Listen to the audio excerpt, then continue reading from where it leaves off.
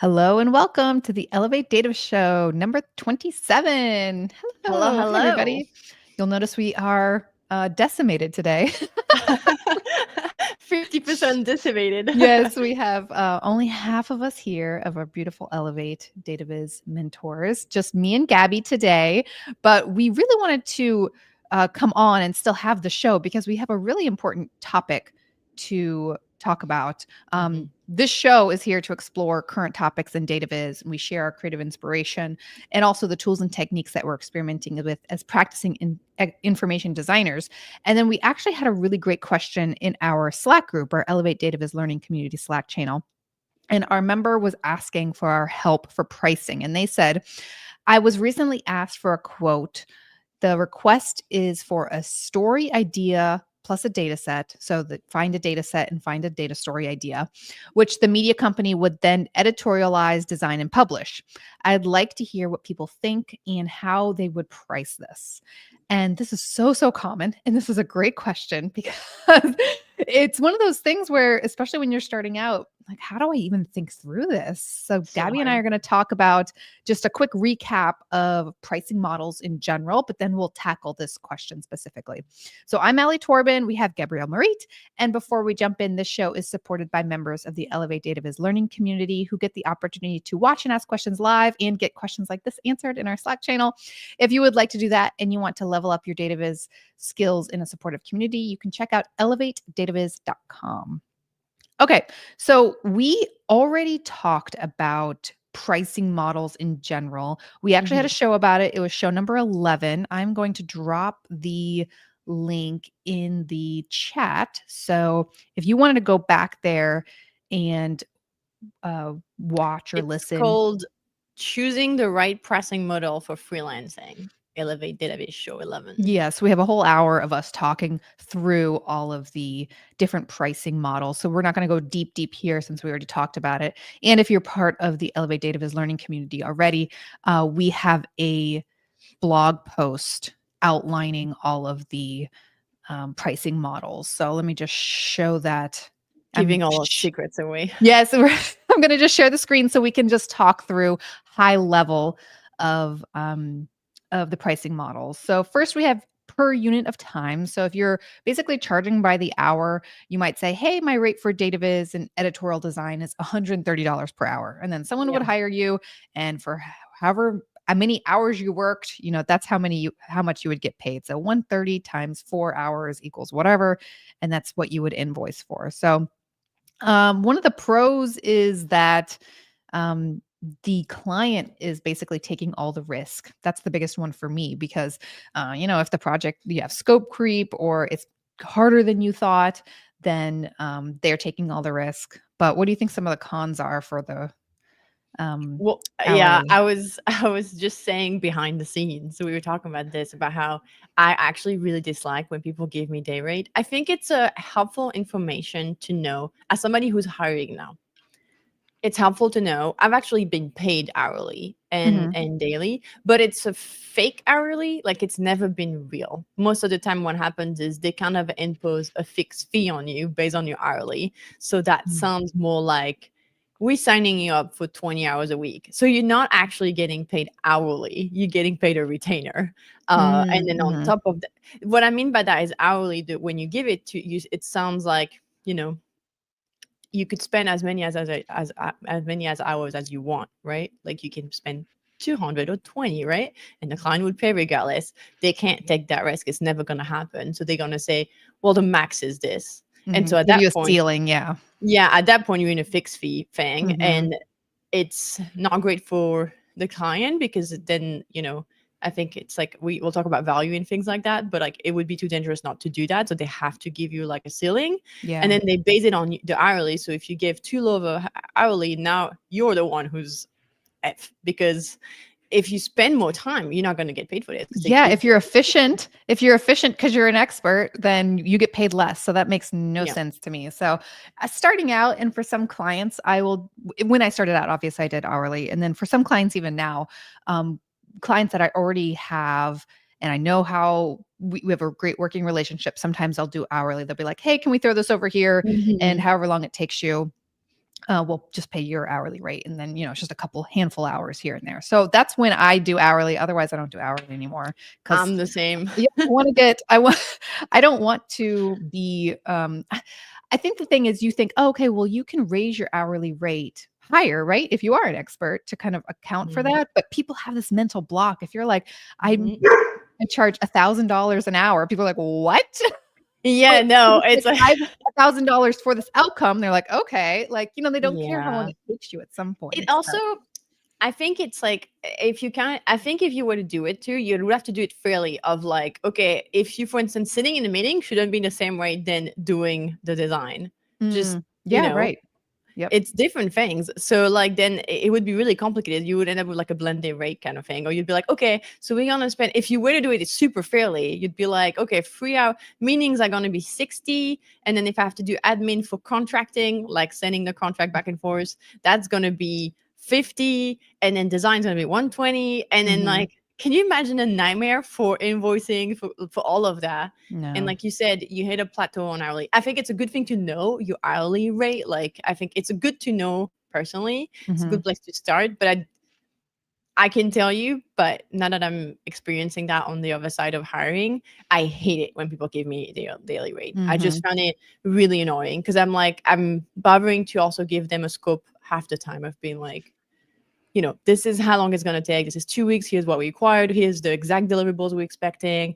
There's a bit of fluidity in all projects. There's always a risk, but that's what freelance is. If you're not comfortable with that risk, you should get a full-time job, you Right. know? So what you're saying is you have given them a nice clear scope of work. Hmm. So Yeah. if they're experienced enough to know how long that would take them, they should just be able to give you a flat That's on fee. them. Yeah, they Yes, should give me a flat fee. They should add a little extra in case things go Mhm. haywire. They should put some constraint around it. Like if things, really take 2 months instead of one, or if the date it's way more complicated than expected, like we revisit. Like that's what you negotiate on contracts. Mhm. But having a day rate for me is not helpful. I'm like, I don't know how long things take you. And also I personally Right. think that it's really hurtful for the freelancers because if you're really good, your rate should be really high because you're gonna be really fast. Interesting. So you kind of have this perception if you give someone a really nice scope and they're like, here's my day rate, here's my hourly rate, it kind of feels to you like maybe they're a little inexperienced. Yeah, it's giving me like unprofessional. That's what it gives Mm, me. Or like, interesting. yeah, inexperienced, non-professional. Like they don't. Have a I'm grasp. gonna give you the one case when I'm gonna give you hourly. Just the one case is when you work with somebody that you have a really trusted relationship, like Yes. you, and Mhm. then it's an open scope. Like I only have one client like this in my entire life that I did it like that. It's Buck, the studio, Mhm. because Buck, I have a hourly rate when I work with them, because their project is just like I've never seen project like that. Not because they're a mess, but because they're on purpose meant to be brainstorm of like really innovative design ideas. So Right. they So you don't want to be know exactly how restrained by long it's gonna take you. yeah, so they don't want to be restrained. They usually have huge budgets, so they can allow themselves to be like pay everybody full time if they need to, Mhm. kind of thing. And they get 6, 10, 12 people at the same time, just pumping ideas. It's the only case where I've seen that thing working when it's really free. Like I can actually charge, and you still have to have that relationship because I only charge what I spend. Like if I spend 20 hours, I charge Yeah, they 30 trust you. hours, not Yeah, they 40. trust They you. have to trust me on that. I could straight up lie to them. Yeah. Um, not that they care probably, but I'm ethical and I think we shouldn't do that. I think we should actually charge for what we spend. But it's a different profile, right? It's a different things because we don't even know what the final product is. It's like we're Mm. exploring this full open, you Yes. know. Which comes back to our members' question about, hey, we want you to look at this, find a data set and find a story. And you can see how open that is. So we're going to get to that in a second. Yeah. Let's quickly go through the rest of the different types of pricing. So we have that was per hourly. So you can tell we don't really care for that one. Yeah. All day.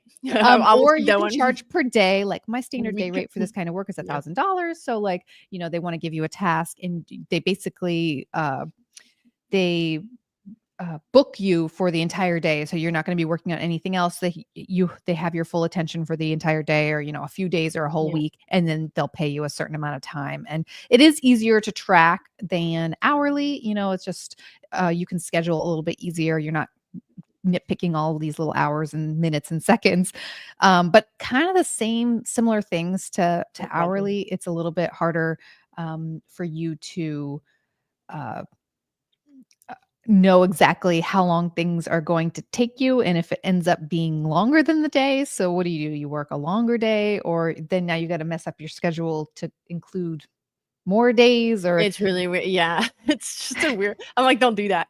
yeah, yeah. I Know know your Duncan numbers, but likes don't do that. yeah, I know Duncan likes day rates, but I think he usually does it with clients. But Duncan, it's you a can correct us. retainer. Yeah. Yeah, it's more of a retainer, and if he does do it, he does it with clients that he has worked with before, so he kind of has an understanding already. So, I'm um actually okay. I have an assumption here because I think people use day rate, but they're actually doing like a either a retainer model, which is this of like you book in advance a certain amount, but like the deliverables don't matter as much. It's like you are available to us oh, 2 days a week, but it's not attached to a delivery. Obviously, there's an activity, like there's an mhm. activity attached. I'm going to do Dataviz, but there's no clear deliverable of like you have to make 10 charts in a week. Oh, Like, that's true.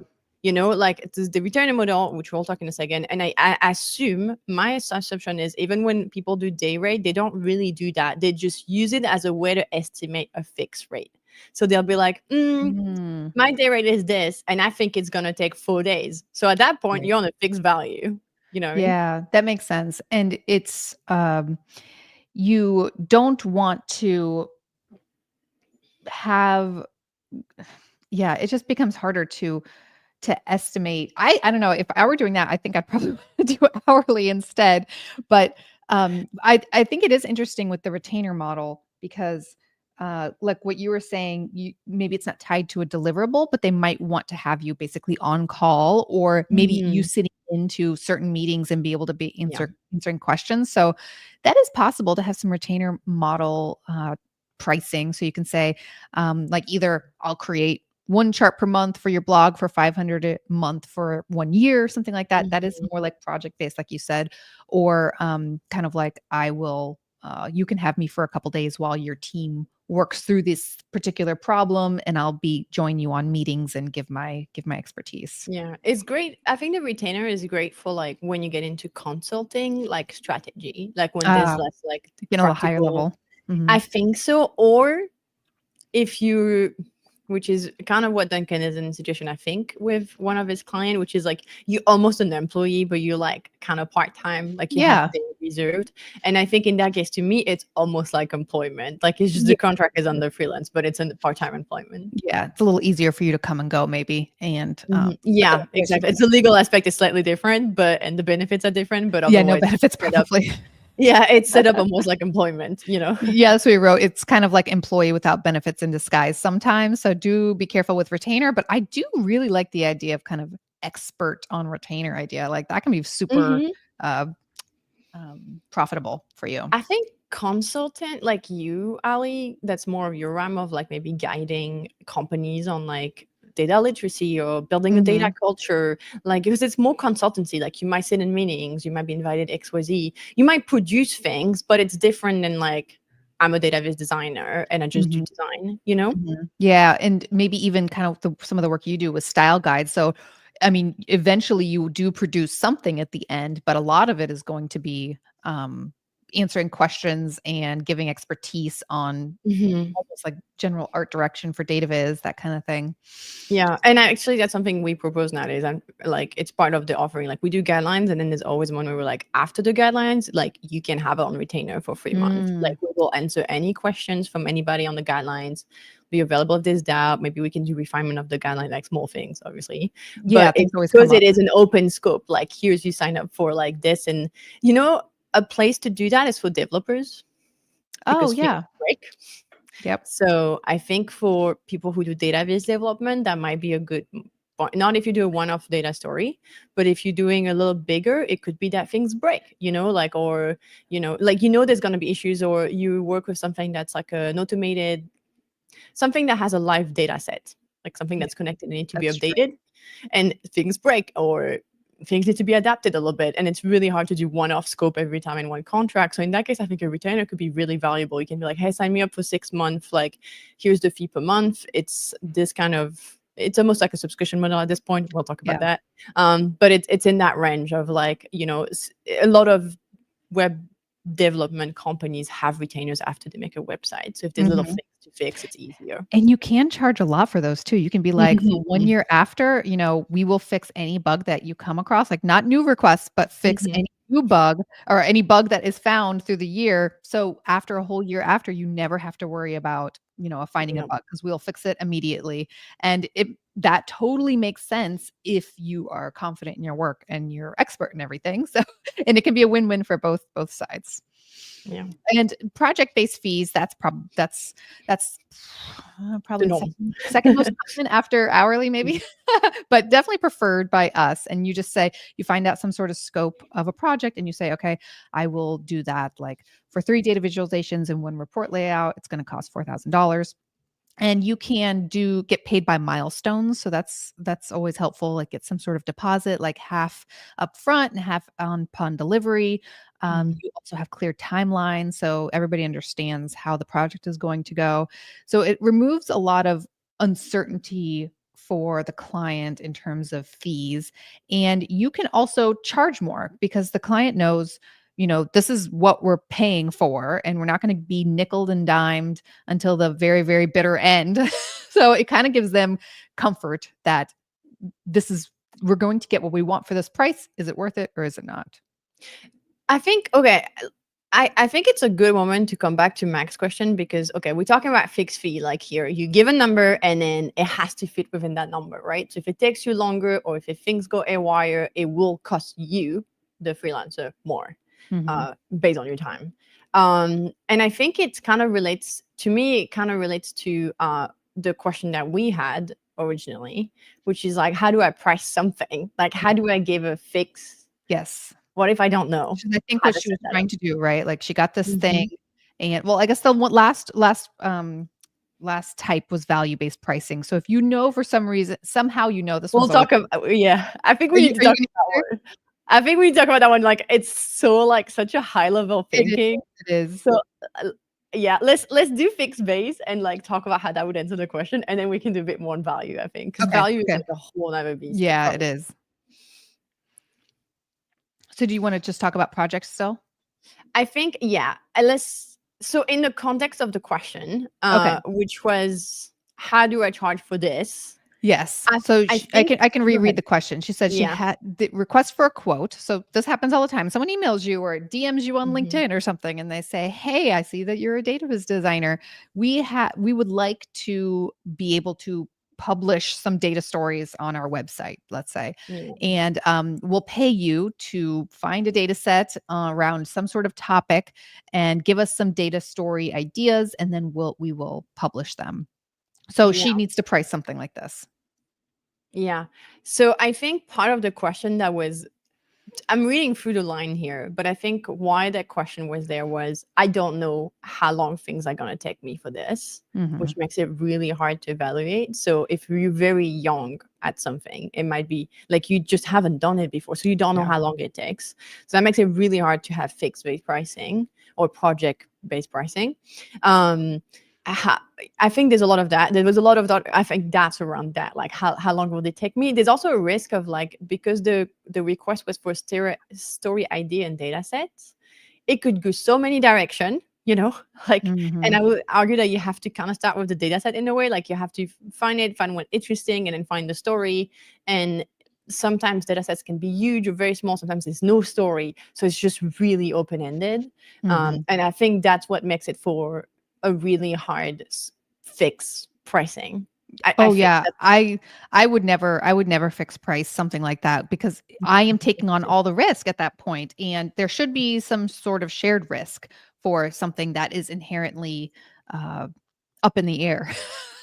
So So, how would you charge for like an unknown finding an idea? I would try to put barriers around it, constraints around it Mhm. as much as possible. So I could tell them, "Hey, no guarantees, but I will look if they had a data set, I would look at it or I would look around to find something Mhm. and say, "Hey, I will spend uh 10 hours for this price," or I would just give them one price to say, "Hey, here's a price for me to explore it and give you three data viz ideas, but I cannot guarantee I cannot Mhm. guarantee anything. It's just not not possible, I don't think, unless you are willing to just run yourself ragged for a fixed amount of money. So I would try to put a constraint around it and say, for this amount of money, I will pitch 3 ideas to you, but no promises, no guarantees for how interesting the data story is going to be. So you would restrict the scope in a way. You were like, it's 3 stories, and then how would you make sure that to find those stories you don't spend too much time? Yeah, I mean, I would time box myself. I would know, like you said at the beginning, like, you have a secret hourly rate, just in your head, kind of how much your time is worth.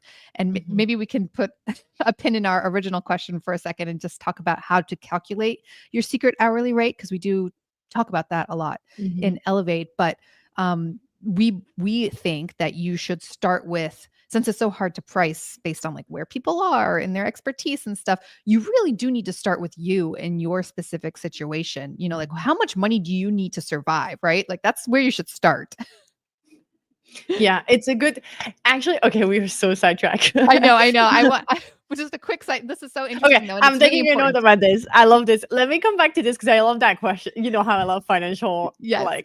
like this is my one take. I agree. However, going back to the question, so I like how you answered. Well, I would constrict the scope for myself and the client. I think it's so important that, like, if the scope is too open, just change the scope, make it more precise. So you were like, just because they asked for something really open doesn't mean you can't come back and be like, that's 100%. Nice, but how about this?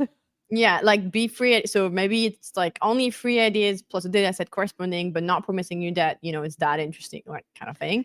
I think there's a lot of that. So it's almost like breaking into maybe phases. Maybe there's like, exploration phases that like 3 ideas only.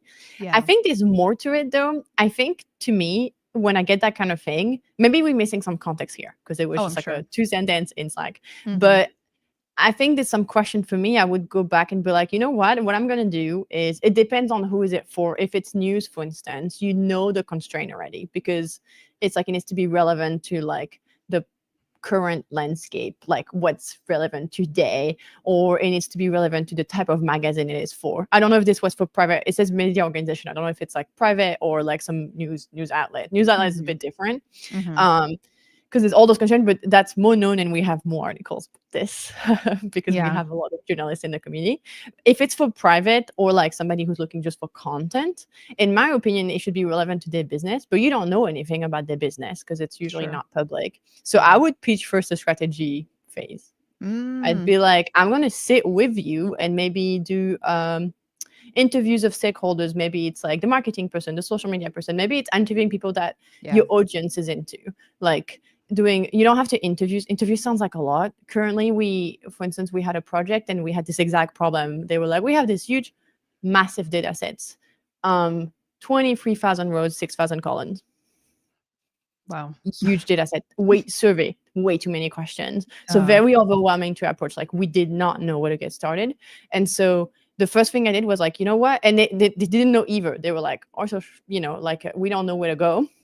And so what we pitch is like, get a strategist, and we interview people from the company to understand what's the voice of the company, what are they, what do they stand for, to really get the sense, also because they didn't have that documented. So we needed to understand first what the company is for before we even look at the data set for their community. And then the goal of the project was, already we setting up, like, the goal is for that organization to be more a public player into the community, like feel like they belong to the community, like of the people who buy their product. And so we did what we call social listening on social media. So went into the platform where the community lives and look at what are the top topics that they speak about, like what are people interest in that specific community. And that allow us to look at the survey in a very different angle, because not only we had themes. Yes. Yeah. So I'm no longer looking for something random. I'm like, oh, they're interested in, I don't know, well-being. They're interested in, I don't know, a very specific tech aspect of their own profession. Like, I don't, in that case, I won't tell you because it's not public yet, so I can't tell you. But they were themes that emerge, and so that allows us then to have a way better approach on the data sets. And so I can price the strategy, because that's easy. Now I'm like, I'm going to do 4 interviews. I know exactly how long it takes. Plus, the interpretation of the interviews, and then making a deck maybe to present that to client, and then social listening. That's like another week, and I can price that separately. and that answers the question. It's almost like I'm making the scope and the brief for the client through that phase. Yes. Yeah. You know why that's so smart? Because when someone says, I want an interesting data story, what does interesting even mean? And What does that mean? it I means know. 1,000 different things, right? And Mhm. so you research, you find out what the definition of interesting is in this case. Then Mhm. when you pitch a data story, you can be like, this is why it's interesting because from these To interviews, you. we Yeah. learned X, Y, and Z. 'Cause so if they say like, oh, that's not as interesting as we had hoped. Well, it's interesting to the people we're going to be speaking to because of our Exactly. strategy. And this is what we learned. You tie it back to what you did in your strategy. And they have to be like, okay. I mean, they It don't makes it have to be. easier. Yeah, Yeah. but yeah. It makes it easier for so many Mhm. reasons. And it does, it seems hard, I think, because it's kind of challenging the client in a way. Like they've asked for something and you're like, I'm not gonna do this. I'm gonna do Yes. this Yeah, it's instead. hard. That's like a expert move. But I think it helps with this kind of really large thing. It's either that or you do, if you're gonna scope like you do, of like I would put restraint on the project, but I would also charge double like what I would Oh, usually yeah, my rate, because that's true. it's too unknown. So I would put a really high price on it so that I'm comfortable if I need to explore more. Before it used to be the opposite. I'd be like, oh, it can't be too much. I'll be like 2K. And I'm like, no, it's Right. 15 straight up. Like, so that, I have space to explore and there's still restraint on the scope and all that, but Mhm. still too many unknowns. So now I'm like, it's easy. Your brief is incomplete from the client side point of Right. view. Yeah. So I'm going to go to you and help you reframe the brief so that maybe also it's easy because you can sell that phase of strategy as it's a smaller scope. It's a small effort. It's smaller to, I mean, it's a lot of work. I don't want to diminish the work of strategists. It's a ton of work Yeah, for it them, is, yeah. but it might be shorter. It might be a couple of days of just sitting with the stakeholders and 1 or 2 days of looking up forums of where the community lives, or I don't know what that look like depending on the audience, but getting to know the audience. It could be just a week of work, and that's a small budget. It could be smaller, and it's worth it because then they're not going to waste 10K on this whole like exploration of stories that might lead to nothing Yes, of which interest you to them. probably will lead to nothing if you're just asking freelancers to be like, find an interesting data story. Either they're going to run themselves ragged, which isn't fair to them, Yeah. or they're going to torture the data set until something comes out. Yeah. And I think, okay, and then to be fair, this is a very specific case, but you will see this case sometimes. I think those projects are really exciting because you get to reframe the ask, where Mm, it's much harder when you have a client that comes to you with a very specific ask. Sometimes it's great, it's well set up and it's the right answer, but sometimes they come with the ask and you're like, ooh, that's the wrong thing you should be asking for. And then it's too mhm. late. They've already have this whole briefing, they want this exact thing, and you're like, maybe it wasn't a website, like a data story you needed, but like a social media campaign, like that's a Yeah. different problem. But here it's open, so the person who asks gets the space to like challenge that a little bit. Be like, what is it Right. for? Which I think could be the hard part, right? So, like, let's come from the assumption that you want the job, because if you don't care about getting the job, you can be like, double it and be like, you need a strategy Yeah. session for $10,000 and whatever, and just be like, take it or leave it. But if you do want it and you want to do like a kind of a more gentle next step, I would probably ask them what their budget is, and they're likely not going to give you an exact number, but see if you can prod a little bit and to get some sort of budget range. Because if they're Mhm. like, "Oh yeah, yeah, no problem, $150 per data story idea," and in your mind you're thinking, "Well, $130 is my hourly rate. Can I deliver something to them in an hour? Mhm. Like, is that gonna work?" It's And a good point. if Yeah, it's it's a good not, then, like, why even bother with this project? You it's a gotta, good like, point. make sure you both are kind of, like, aiming, like, on the same level. If they're not, then they can go find someone else who has I lower hourly agree. rate. I think I always talk about this technique that I learned from Chris Do. I feel like I always talk about him, but like I did learn it from him, and it was really good. Which is like, I think what I always keep in mind in a conversation is the first one who drops the numbers has the most power. I agree with It that. te- it I tends to be agree. that way. If you It drop the makes you number, look you more set the bar. confident in my mind too. Yeah, and you Like set the bar. To be fair, don't get me wrong. When I hire freelancers, sometimes I do a point of asking them to set the project because I want to be fair to them. And I've been in a position where somebody gave me a number and I'm like, that's just way too low. And then I yeah. try to fit within that budget. So I'm trying the opposite way around now, where I just ask them to give me the number first, just to Mhm. see. And none of them has yet to come with an exact budget, just so you know. They're all like giving me their rate and I get really upset. Ah, And then I give yeah. them a number. So, you know. Yeah. Yeah, that is really interesting. So you would prefer to for them to give you a project-based fee in that case. Yes, because I have Yes. such a but in that case, I have a very strong scope. I have like my Yes. scope is very clear. I'm like, this is how Yes. many weeks, this is deliverables, this is who you be working with, this is everything else is set up for you. So they should be able to give me a project base. Different conversation, like different Yeah, problem and though. if they But yeah, don't, then it feels to you like it's not they're not experienced enough they don't have enough expertise to be able to estimate an entire yeah, project. it's how it goes. And on the other side, I see them sometimes asking me what's the budget for, and I'm like, I have a sense of a range, but sometimes I'm not sure because I'm actually not sure. Like specifically when it comes to development, things can vary Yeah, things quite a bit. not in your expertise. Yeah, and I'm Yeah. like, this is a bit I have a sense of how things cost. This things I know, but when it's a bit more creative, I'm like, huh, I don't know exactly what kind of rate we Mhm. get for this kind of developer, for instance. So I actually want them to give me the number to me, and And because it can for help them me to set ask the you proposal. questions too, right? Yeah, For them to ask ask me you questions to like clarify. Yeah. refine if need be, put constraints, like Mhm. anything you want, because maybe I didn't set it up right with the client and I need to Yeah, modify that. Like this is why we have conversation before we sign the contract in our studio with the right. client, because I want to know, I don't want to pitch them a number that's incorrect. So I get a sense that the project's moving forward. So I'm like I contact and I'm like checking my numbers, being like, does it like does it seem right to you? Because maybe I'm off completely and we can't do the project, or not what I Mhm. pitched to the client at least. So Yeah. I think it's important, yeah, the project based. And so back to the original things we were talking about with the idea of throwing a number to your client. I think people think, oh, I don't have that number like on me right now.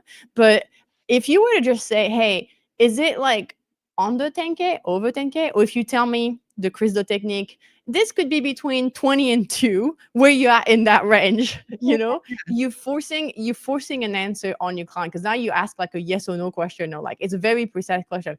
Maybe they'll be like, don't know, but most of the time, if you give a range of like, and we do that, I do that all the time. I'm like, it could be anywhere from 150 to 20.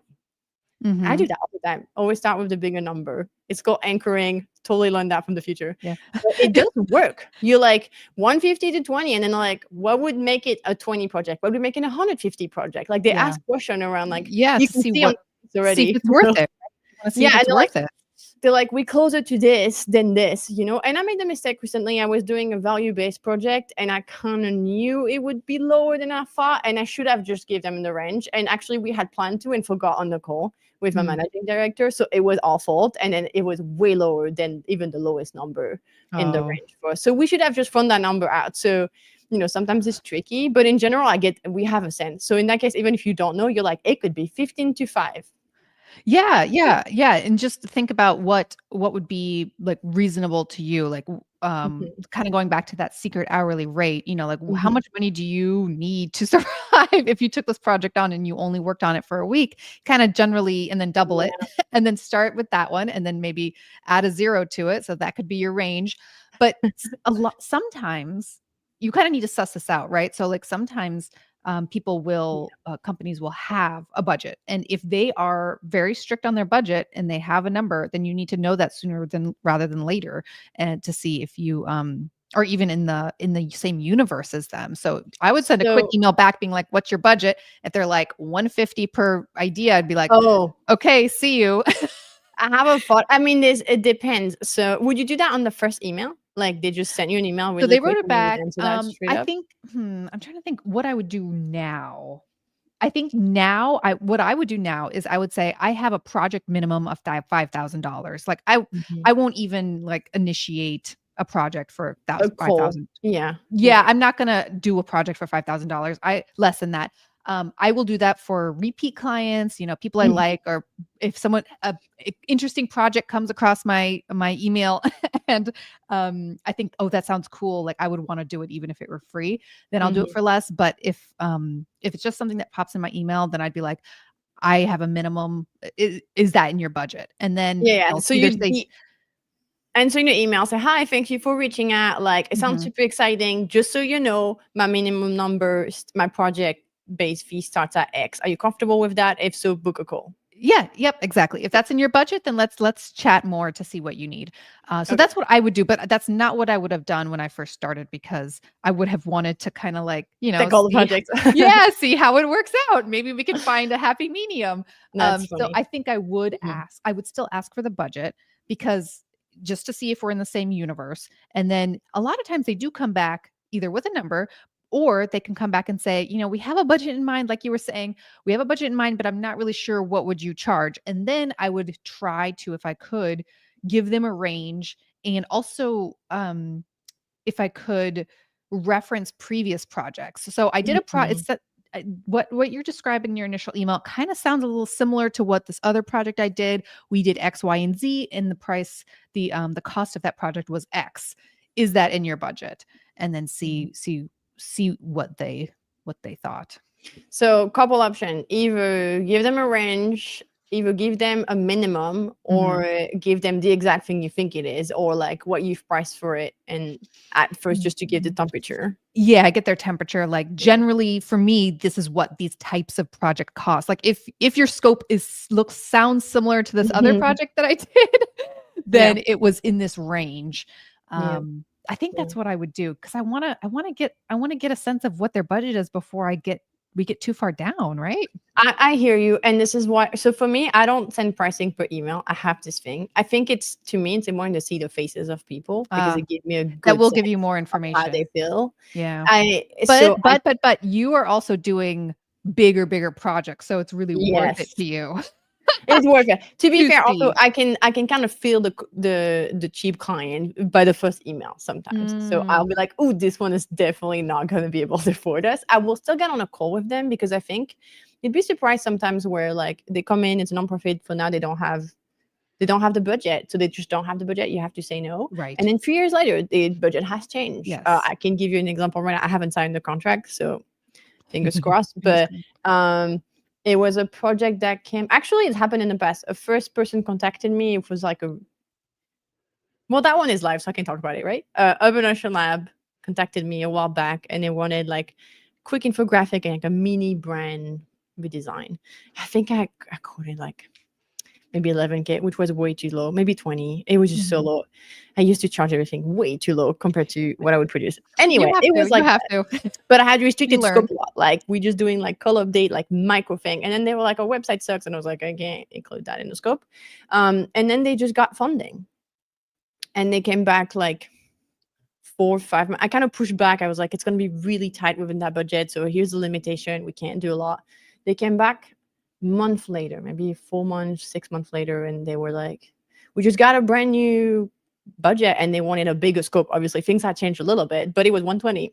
Mm. So it was like, and now they could do things. So we did merge the brand redesign they wanted. We did a full exploration, did really nice stuff, and then did the website with Infograde, because I brought the project to Infograde, Mhm. because I didn't have the capabilities for dev back then. But I think it's like, it's that kind of thing where you never know. Even if you say no, I have a client right now. Should be signing today or tomorrow if it works out, and when he contacted me a year ago, he just wasn't ready, to be honest, Mm. and he was going to be really cheap because of that, because he had so Yeah. many anxiety. His company was kind of starting, like, Yeah. there's a lot of question mark Yeah, around right. So signing you don't to wanna, like, dev. dump all your money into it without a Yeah, and I question knew mark. what he needed, but I was also not sure. Like, he wasn't sure. He wanted some stuff. So I was like, "Am I?" And honestly, I told him, I'm like, "I could give you a project for like 20K right now, but it's gonna be painful for me, probably for you. And there's a lot of unknown around your customer base, what needs to be produced exactly, what the data set looks like. There's a lot of unknown, which for me sounds complicated, but for him too, because he's still gonna Yeah. spend 20K, and it might not lead to anything." So I kept pushing back. I think I pushed back like 3 times. I said no Mm. to him 3 times. And Wow. eventually now we're at a stage where we're signing a project with them. It's very defined, it's very precise. They know exactly what they need. It's perfect for us. Like, we're the Yeah. perfect person to Oh, do it it. was a learning experience for him, right? Mhm. And Yeah, I I mean, think it it was took a hard. lot of Even for me, I had to say no over and Yeah. over, and I was like, "Man, I have to say no." And I could take 20K right now, but it Yeah. it probably won't be a good experience. So, and Yeah. now it's 3 times the price. Right. So sometimes it is worth getting on a call. But like you said, if you're getting some like red flags in the It email that they depends. sound kind of cheap, or like even if they come back and be like $150 per story idea, you don't have time to waste 30 minutes on a phone call with them anymore. Yeah. I mean, there's that too, so you have to be precise. But at the beginning, I gotta say, like, if you're just starting, you kinda wanna take all the calls, That's and, true. because you're just building your portfolio. Now we're at the point, maybe you and I, where we're a bit more picky Yeah, about I don't want to that, hop on a call. Yeah, you're like, "I'm too busy." This is when you get somebody to support. I don't get on the calls, Stewart does. Yeah, yeah, I'm yeah, like, but you're "Pass it right. to You someone else." can you can learn a lot if you're getting on these calls, right? Like you said, you can see their face.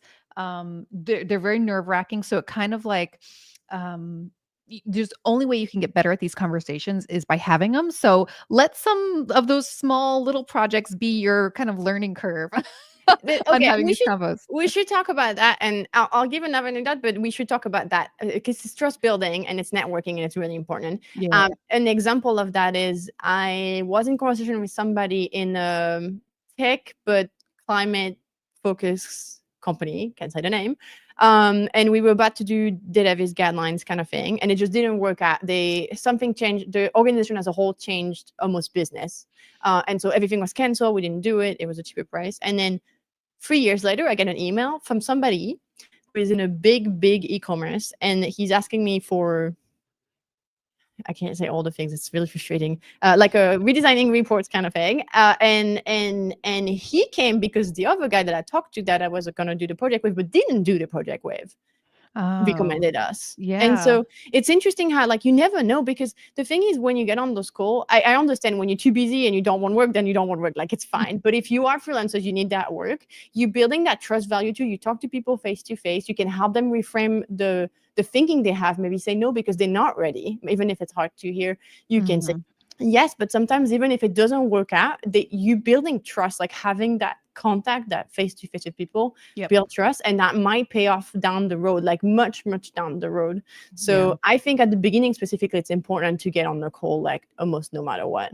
Yeah, just start thinking of it more of as a network opportunity rather Yeah. than I have to land this project opportunity, Yeah. because the chances that everything is going to line, and that the thing is actually going to close are low. And I hate to say that because I was so hopeful at the beginning when I first started. It was just like, if somebody emails me, that basically means it's done. Yeah, no, No, they'll ghost you. Like, but no. you'll learn something. Maybe you'll learn about the business. Maybe you'll learn more about how they thought about the project. Like, If I think nothing it's a else, it's learning. practice, for you to say your price and to talk through it. Oh yeah, That's that's true. thinking about it like that, like, you Yeah, hop on those calls and get used to saying $150 is my hourly rate or whatever it is, or just for practice this it. Yeah. yeah, my project fee is this, or like the questions about asking, trying to clarify their scope, offering strategy, that kind of, it just takes practice and there's no way It to just get it. takes a ton of practice.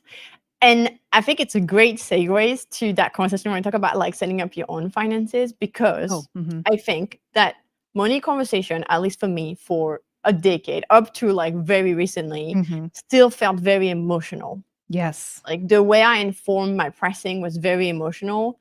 Uh, it was partly based on, like, to be honest, which I think at the beginning is normal, is I price whatever the current market rate is in my country, which Mhm. makes sense. Like, Yeah. don't get me wrong. I think you need to be like, if you double or half, it might be weird. If you just started, it makes sense. But if you're a bit more senior, but sometimes it's hard to know what's really fair. And I Yeah. didn't look into value pricing. That's a whole nother conversation. But just informing, I knew how long things would take me. So I was like, here's my hourly rate based on other people hourly rate, Yes. um, which can be great, but has some problem. And it still felt emotional. And most of the time, if I were to really calculate right, it would seem really big, the number to me, as Yeah. somebody who has unmanaged money, come from a country where rates are very different, like European and Mhm. US countries, just Yeah. not the same rate.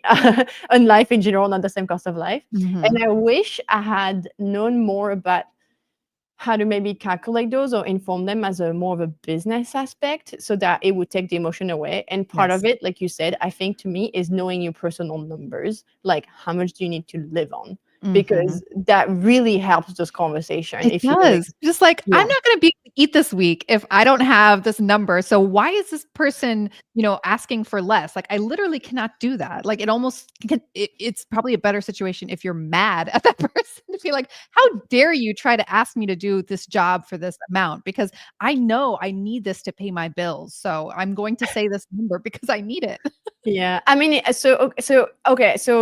how to establish your personal rate? So again, you can inform it by just doing a bit of market rate and look at others. I think it matters. I think it's important to know. I think it's a good base to know, to like have a sense. Yeah. But it is, I think, I wrote an article recently on Elevate. Not sure if anybody read it because I got no feedback on it. You guys, community, please give me feedback, because to me it changed my life when I started knowing exactly how much I needed to live on, like how much was necessary. And you got to be And people are like, well, I don't know how much I need to live on. Well, first, you know how much your fixed expenses are, like rent. Yeah, if you don't, then you need to do that because just that's a good general personal finance. I just dropped it in the chat. It's the what I wish I knew about freelance finances, right? Yes. So that's for Yes. the And so community.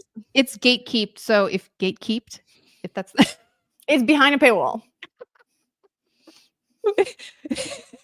$10 a month, and you can read this article and many more. But yeah, this is behind a paywall, but very, very much worth it, especially if you're trying to price this stuff because we have a lot of pricing Yeah. articles. But yeah, like you said, just calculate your fixed costs. Like, what's your gas bill? What's your electric bill generally every month? What's your rent?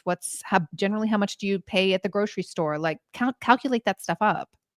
And then what's really great about that is you can count that. Also can't like add like there's a whole breakdown. I talk about this, but you should also know like how much is like how much you need to put on save. It's not just fixed expenses, right? It's like savings, Yes. profit, like all those stuff. So educate yourself on financial things in general. We are both big fans of Ramit Sethi. I will. Huge fans. Yes, we are both big fans. We like his podcast and his book. I'm dropping it in the chat It's because he talks a amazing. lot about this.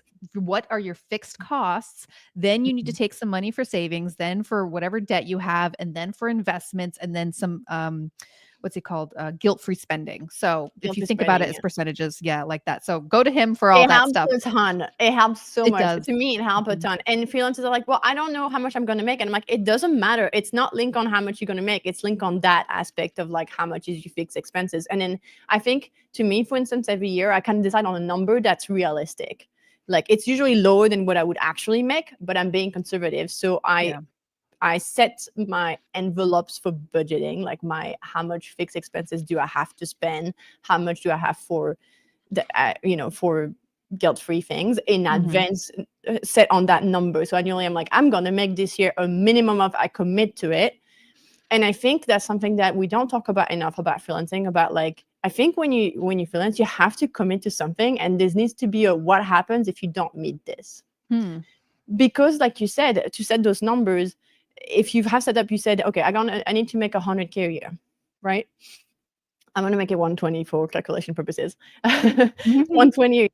So it's 10K a month, and you're only landing like 2K clients, and you only have 2 a month. You're way below right off the bat. Like, yes. So it makes the math so easy, right? It makes the math so easy. So it's like, no, I need 2 clients per month at 5K minimum, or 1 at 10. So if you already have 1 client in that month, you have already 5K in the bank. It's more complicated than that, and you should think forward. But I'm simplifying quite a bit. You're like, okay, I only need 5K, so I don't know this project. I'll pitch at least 5K because that's the minimum I need to do. And I think it's also a good way for us to be accountable for like, I think a freelance feels it's different if you have a full-time job on the side or some kind of support, financial support. But if you don't, you're relying on it. I think it's really important to have that in mind because you should revisit. For me, there's always question around like, is this doing well? Should I stay freelance? It's not a failure to stop freelancing because it's not working out financially. Yeah. But I think it's important to know, even for the business right now, I'm tracking. I have very clear goals. If we don't meet it, I'm closing the studio. Yes. We're meeting them currently, but everything's fine. But what's important, what you're saying is that things change, which is totally fine. It's great. It's what you should expect. So start with something, thinking about the fixed costs, and like go to Ramit Sethi and figure out your budget. And then the math is so easy to be like, okay, I need to be making 10K a month. And generally with what I'm doing, projects seem to be lasting 2 weeks. So I have time for 2 clients per month. So each one needs to be 5K. Otherwise I can't take this project. Yeah. So it really kind of changes your perspective on what you should be thinking through. And that's how I ended up with that $5,000 number for yeah, because I was just like, I generally wanted to make about 6 figures when I was full-time freelance. That seemed that made sense to me and for my lifestyle, and I thought that I could do it. And I realized that occasionally you'd get a $10,000 project or 15 or 20, which is fine, but I couldn't keep taking the $500 project, the one that would run me ragged, or juggle 3 $200 project. Like you just can't. There's no time. That's the thing. Yeah, you got no time. We had this conversation today with I hope I'm not calling him out. I won't say his name, but he was spending a lot of time with the community of Dataviz, and it's so great. Got so much value, and there's a lot of value, including financial value, in doing the community stuff. But at some point, he's full-time freelance, and income wasn't matching what he needed. And I'm like, there's a quick, you spend too much time on community. Like, you got to spend more time on business, on like getting clients and getting the work done, because at some point you got to pay your expenses. It Yep. feels silly to say that, but I think, like you say, I think we don't always think that way. We really see, at least to me personally, I lived it as an emotional thing for a long time, Yeah. about how, like, it just seems too high. It's like, well, rent is high, baby. Like, Yeah, right. My landlord doesn't care. yeah, my landlord wanted his $4K a month, regardless of if it rains or shine, baby. It just needs to happen. So, As I know, and if you think of it, I run a business. Like, I'm sorry, but I run a yeah. business and my overhead costs are low, so you can take advantage of that. Like, I'm way lower than if you went to a company because I don't have an office. I don't have I'm not providing snacks in the kitchen for for everybody. So I do have low overhead, but I do have some overhead, and I can't afford to work for that price. Yeah, I think it's really good to know. I think it's good to highlight, yeah, how like there's so many unknowns in like project scope, but there's not that many unknown in what we need to live on. Like, that's a It's true. known Yeah. number So most that's of the why I like to time. start there. And that's why when pricing Mhm. questions happen, it's kind of hard to say because it really depends on you. Like, what do you need to get paid? Like, um, is this project even something that you should take? Because if it's going to take up 2 weeks of your time and Mhm. it's going to be $500, then that's not going to make sense. So knowing what your minimum is, then fishing for the client's range and seeing if Mhm. they match. That's job number one before you even figure anything out. Yeah, that's a really good point. Yeah. There's an exception to it, I would say, Mhm. which is, and that's where most people start when they're freelancing, I think, which is, you do have an income. You have a full-time job, you have Oh, true. So you unemployment don't for French need. people out Mhm. there who gets Mhm. 2 years of unemployment all paid. But that counts. So you don't need it, and you That's just true. need the portfolio value. And I think there's a lot of value into those projects too, because I Mhm. think, we talk about getting charged right. And I think when you're full time, again, it becomes a business. It's non-negotiable. But there's always that transition that I actually highly recommend, which is a little hard, but having potentially a full time or part time or another way to get income, and then start on the side, and then you get to be picky about what you want to do, and you get Yeah. to make mistakes. So in this case, for that person who's asking, I think they have a full-time job.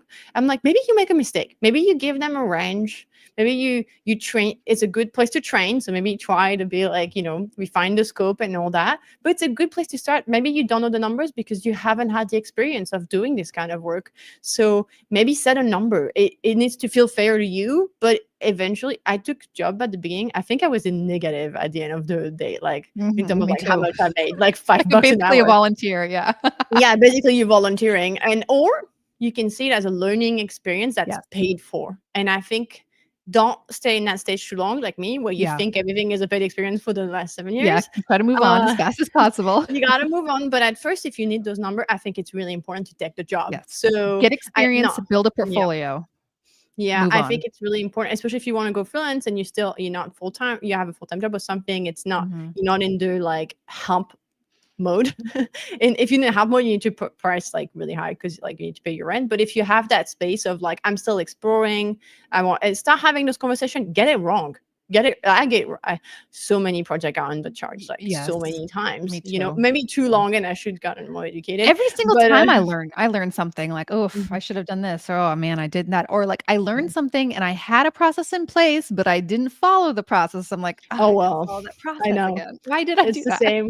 It's the same with us. Even at the studio, we make mistakes. Like recently, that conversation on the project that was way below our number. Yes. I made a mistake. I forgot to ask the range. Mhm. We were focused on the value conversation, but unfortunately, it was a client from 4 years ago, back when I charged peanuts for certain stuff. Mm. And he was a very beginning startup, like 1% startup. Now he's a full blown, like massive organization. So things have changed. But because of that, the person in charge of value and budget had that previous numbers in mind, and the increase Oh, seemed, just despite the value conversation, I think the increase seemed way too high for right. him. I get it. I Fair game, and I should have asked. I made a mistake. Like, we make mistakes. It's It's fine. it's Not an for the big. art. It's Yeah, it's an art. And with time you get experience. Now, like when I run numbers for, it's better now after 10 years, because when I run numbers for the studio, it's super easy for me. I know Mhm. kind of all the numbers, and I know exactly what the value I can really quickly detect the value for the business. Like, how much is it actually going to make for them? Mhm. And how much is it going to cost me? So instead of doing expenses and then see how much the profit is left at the end, I start with the profit. Like, I know there's going to be Yep. a profit, and I go from there and fit And the then figure out your scope, right? yeah, and figure out the scope and exactly. So Yeah. I can detect the value for the client first, like establish how much they're gonna make out of this project kind of thing, or saved, or how much is it valuable. I can kind of put a Mhm. number on that. And then from there I can kind of get a number for the project and then fit with it, calculate the profit and go backward instead of being like how much is it gonna cost me first and then add profit on top. I do Yes. the opposite. I'm like, how much is Yeah. it valuable to the client? And then go backward, take the profit, and then be like, okay, I have this left for expenses to spend on freelancers. Like, this is how much I actually can spend on people, including Mm. me, Stuart, the managing director, everybody, freelancers. Like, this is what I have left to spend. Yeah. Yeah, and if you wanna go down the value-based pricing, rabbit hole, I really like Jonathan Stark. I just dropped his, link in the chat. Jonathan Stark, he has, like, podcasts, and he has a lot of free and paid, uh, resources in there, and he talks about that, like, scope price first, then scope last, as more of a value-based, advanced Yeah, move, but, going it's back to very advanced. yeah, it's advanced, it's tough, it's tough. Yeah. But let's make sure we answered, uh, our members' question. So they had a Yes. request for a story idea and a data set, which the media company would then editorialize, design, and publish. I'd like to hear what people think and how they would price this. So we talked about at the beginning, you need to figure out, since they have no constraints and finding an interesting data story could take you forever, you need to put your own constraints on there if you can, Mhm. in terms of time and money, and toss it back over and see if that would be reasonable. And thinking about something cool Gabby was talking about was like adding a strategy section. They don't Like, really, they can't, if they can't tell you what, reframe. yes, Yeah. if they can't tell you interesting is for this data story, then help them figure it out, but charge for it. Mm. And definitely think about your kind of secret hourly rates. You can know kind of what your floor is, what you won't accept under it.